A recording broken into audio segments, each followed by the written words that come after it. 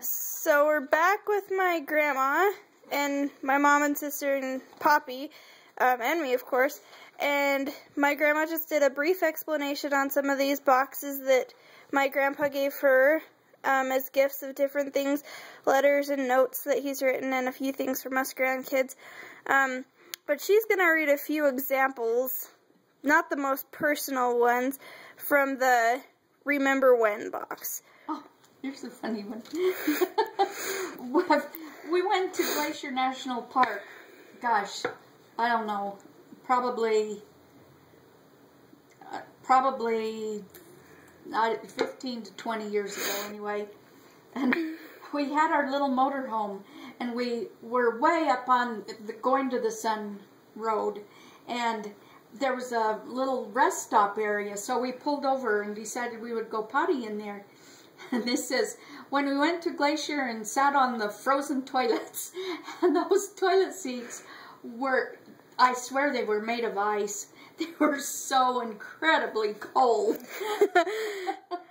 They froze your tushes then, yes, huh? They did. And this one is when I tried to sell him my car, because that's actually how we met at Rick's college. He was looking for a used car, and I was thinking about selling my car, and we both worked in the cafeteria there. And anyway, that's how we met, was that day when he said that. And then when we sat on our rock at Palisades Creek and you threw rocks and sticks in the water, we were going to hike up to this lake that was up there quite a while, and it was a pretty steep trail. And we got part way up, and I was really tired, so we sat down on the bank of the creek and threw rocks and sticks in the water, and we were talking about how it would go down past our campsite and everything. And when you look in this box and you find a memory and how happy you are, because there's lots and lots and lots of fun memories in here. And when Katie was born and we held up Emily and Eric to see, they were so excited. They had a new little sister. And just all kinds of fun things. He remembers when I first cooked him steak Italiano. I did that for our first anniversary dinner. I made him that dinner, and it was really special. And you know, there's... Oh, we went camping at Wallace Lake when our kids were just little. And we had that first anniversary. Oh, I'm sorry. And they were just little, and it's this mountain that goes almost straight up. In the back of our truck, we had a little camper on there. In the back of the camper, the door came open, and we didn't realize it, but we kept losing all of our equipment out all along the road up there. Oh no! And so the next morning when we were coming back down the mountain, we gathered up all of our stuff that was in the middle of the road as we were coming back down the mountain. Oh, that's awesome. What a cool memory to have. And it rained up there, and your mom and dad, or your mom and Uncle Craig were out playing in the mud, and it was fun. That's wonderful. And oh, I don't know, they're just kind of fun things that probably won't make any sense to anybody else except us. But that's the beauty of it. It makes sense to you. Yeah. One night he was giving me a back rub, and we looked down at the foot of the bed, and there was a stink bug coming to get a back rub too. And I don't know, just various funny things. We used to go visit my sister Colleen, and sometimes I'd make spaghetti while we were down there, and it talks about going and visiting Colleen and making enough spaghetti to last her for 2 weeks. Oh, nice. Spaghetti's good, though. Yeah, but I get carried away with spaghetti.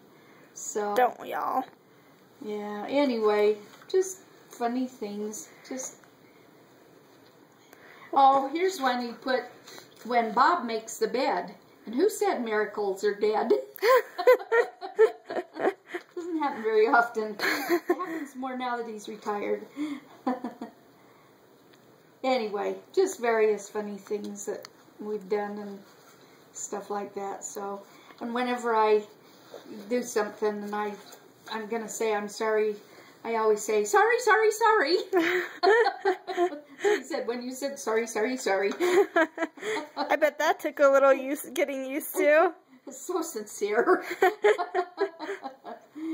And then he says, when I treat you like a lady, opening doors, walking on the street side of the sidewalk, and helping me on with my coat, and things like that, because he's very good about stuff like that. He never makes me walk on the side of the sidewalk where I'll get splashed by mud.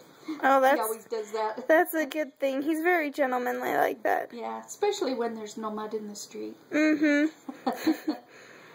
Oh, this one says, when you had a hamburger for breakfast on our honeymoon, was the day after we got married, and we'd never had breakfast before. Well, I guess we had, when I took him to meet my folks, and then when I went to meet his folks. But we left the motel and went to have breakfast, and he ordered bacon and eggs and toast, and I ordered a hamburger and fries. Because I like hamburgers and fries. For breakfast? I like them better than eggs and bacon and stuff like that. That's true. That's true.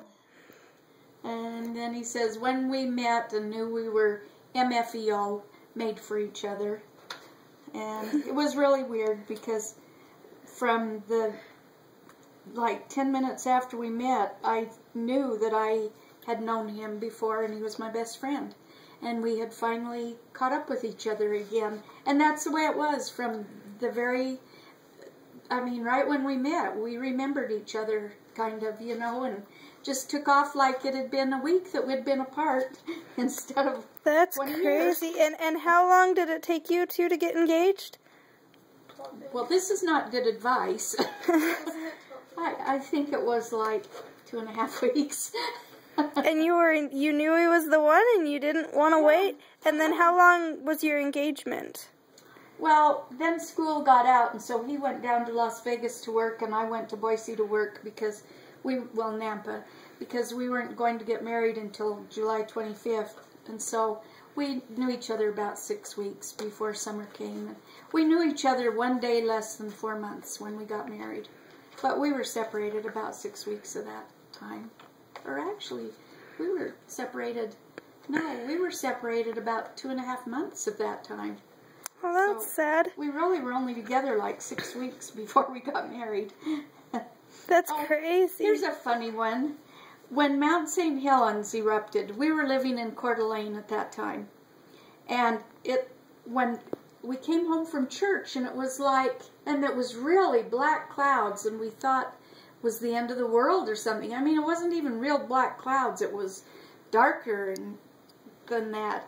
And then all of a sudden, these potato chips started falling out of the sky.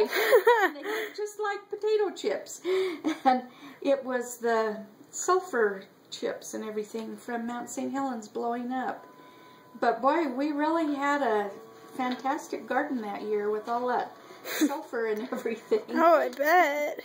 And then that 4th of July, we were going to go have a picnic in the mountains. And we went everywhere in the mountains, and we could not find a place where we could have a picnic because it was such dense sulfur all over everything. Ew. It was such a mess. So we ended up eating our picnic in the car.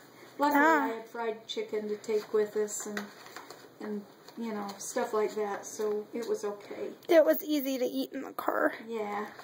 Nothing too messy. Here's one that says, when we read in bed and you knock my books on the floor, especially if your book has a rooster. Well, sometimes when we're really intense, I'll just kind of take my book and hit his. And you know how sometimes there's a rooster on their Bandom books? Uh-huh. So, anyway, go flying across the room. And I say, yep, my rooster's tougher than your book.